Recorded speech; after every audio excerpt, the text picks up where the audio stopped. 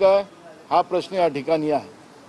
दुसरा महत्त्वाचा प्रश्न आहे की कबूतरखान्यांचा विषय जो आहे, आता कबूतरखाने बंद केले गेले, पण कबुतरांसाठी, कारण की मुंबई शहरामध्ये जे कबूतर आहेत त्यांच्यासाठी, कारण की आखरी सरकारची भूमिका जी आहे की आम्ही गायीचं रक्षण करतो, पक्ष्यांचं रक्षण करतो, मग कबूतर पण हा पक्षी आहे, त्याच्या रक्षणासाठी राज्य सरकार काय करणार आहे, त्यांच्या दाण्यापणासाठी काय राज्य सरकार भूमिका घेणार आहे, तेही राज्याने स्पष्ट केली पाहिजे।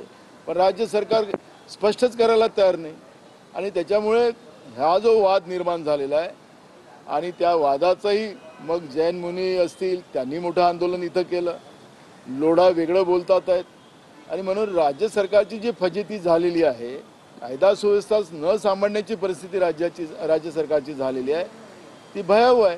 त्यामुळे आता राज्य सरकार काय करते त्यांच्या मंत्र्याच्या विरोधात ते आम्हाला पाहायचं आहे। सर, नाना रश्मी शुक्ला यांच्या विरोधात तुम्ही मानहानीचा दावा देखील केला होता, मात्र कोर्टाने तो अवैध ठरवला आहे, कसं पाहता तुमचं? बघा, आम्ही वरच्या